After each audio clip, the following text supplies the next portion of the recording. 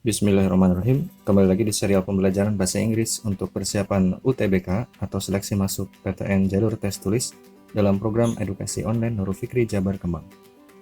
Di kesempatan kali ini, tipe soal yang akan kita bahas adalah purpose. Seperti apakah tipe soal purpose itu? Kita akan pelajari dalam beberapa menit ke depan beserta soal dan pembahasannya. Segala tindakan yang secara sadar dilakukan seseorang memiliki tujuannya masing-masing. Tidak terkecuali dalam menulis teks, penulis mesti memiliki tujuan tertentu. Tujuan utama ini bersifat umum atau dominan dalam teks, sehingga cara menemukannya bisa dengan mengetahui terlebih dahulu topiknya. Dan kata lain, cara menemukan purpose itu agak mirip dengan cara menemukan topiknya. Berikut ini beberapa redaksi soal yang menanyakan purpose.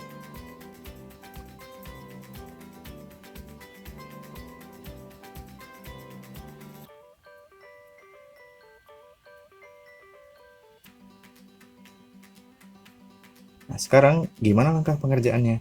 Yang pertama, temukan dulu topiknya dengan membaca kalimat topik atau topik sentence dari teks tersebut dari paragraf inti, yakni di awal atau di akhir teks tersebut. Atau bila memungkinkan, baca kalimat inti semua paragraf, lalu temukan apa yang paling utama dan terus-menerus dibahas. Hal ini berlaku terutama di teks yang paragrafnya sedikit. Yang kedua, gunakan topik teks tersebut sebagai petunjuk efektif untuk menemukan purpose-nya. Yang ketiga, baca opsi-opsi jawabannya, lalu pilih opsi yang sesuai dengan hasil temuan di atas. Baik, kita akan coba membahas contoh soal purpose. Which of the following best describes the author's purpose in this passage? Yang mana dari berikut ini paling baik mendeskripsikan tujuan penulis dalam teks ini? Yang pertama, kita akan mencoba menemukan dulu topiknya.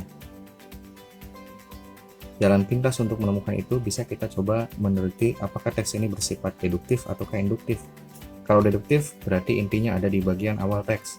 Kalau induktif berarti intinya ada di bagian akhir dari teks. Dengan kata lain, paragraf terakhir yang merupakan paragraf kesimpulan dalam teks induktif itu merupakan paragraf tempat adanya topik dari teks ini.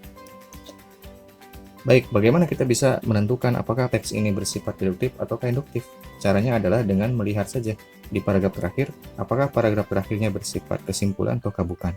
Jika dia menyimpulkan, cenderung menyimpulkan seluruh teks yang ada di atasnya, maka berarti intinya adalah di paragraf terakhir. Dengan kata lain, teks ini berarti teks induktif, bukan deduktif. Sebaliknya, jika paragraf terakhir bersifat cabang atau penjelasan yang bersifat cabang, maka itu berarti kemungkinan besar intinya ada di paragraf awal atau di bagian awal dalam teks. Baik, kita coba lihat teks ini. Di paragraf terakhir, in my view, all fireworks consumers should be banned. Dalam pandanganku, semua konsumen fireworks harus dilarang. Dalam paragraf terakhir ini, kita bisa melihat ada indikasi paragraf terakhir ini bersifat menyimpulkan dari semua yang dibahas di atasnya. Di bagian teks ini ada angka ordinal, first, second, third, fourth. Tentang apakah angka-angka ini? Kita lihat di bagian atasnya. We all love watching fireworks. Kita semua suka menonton kembang api. But let's stop and think. Kata but di sini berfungsi mengungkapkan sesuatu yang akan bernada berbeda dengan yang dijelaskan sebelumnya. Kalau sebelumnya itu mengungkapkan hal yang positif tentang fireworks, maka setelahnya kemungkinan tidak tentang hal yang positif, tapi tentang hal yang negatif tentang fireworks tersebut. Let's stop and think. Tetapi, ayo berhenti dan berpikir. About the price we pay, tentang harga yang kita bayar for just a few minutes of excitement. Untuk hanya beberapa menit kegembiraan. Nah, berarti dia mengungkapkan sesuatu yang bersifat negatif tentang fireworks tersebut. Nah, maka kalau kita lihat di paragraf berikutnya, first, the amount of money we spend on fireworks is absurd. Ini dia mengungkapkan argumen yang pertama, jumlah uang yang kita habiskan untuk kembang api itu absurd, tak masuk akal. Nah, ini berarti hal yang pertama yang bersifat negatif tentang fireworks. Yang kedua, there is the matter of pollution. Ada juga persoalan polusi. Nah, berarti dia juga yang kedua ini mengungkapkan hal yang negatif tentang fireworks ini, yaitu dari sisi polusi. Yang pertama dari sisi uang, yang kedua dari sisi polusi. Kemudian yang ketiga, Let's consider the trash left behind after the fireworks display. Ayo pertimbangkan sampah yang ditinggalkan setelah adanya penampilan kembang api tersebut. Jadi ini berkaitan dengan sampah, berkenaan dengan lingkungan. Fourth, fireworks are dangerous. Fireworks juga berbahaya. Ini juga hal negatif tentang fireworks yang keempat.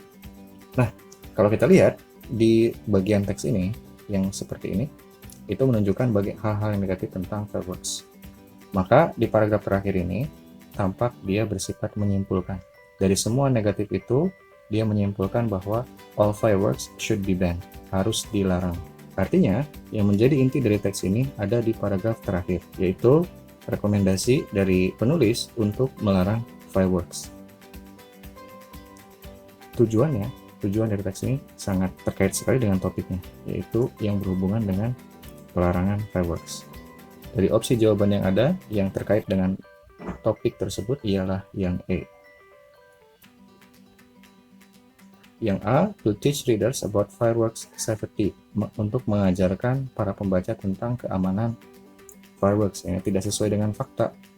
Yang disampaikan dalam teks ini bukan keamanannya, tapi justru bahayanya atau hal yang negatif tentang fireworks tersebut. Sedangkan fireworks safety ini adalah hal yang positif dari fireworks.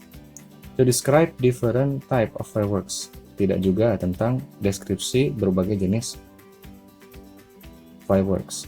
To complain about the noise. Nah, ini juga teks ini tidak berbicara tentang keluhan, tidak ditujukan untuk mengeluhkan suara berisik pada saat penampilan fireworks.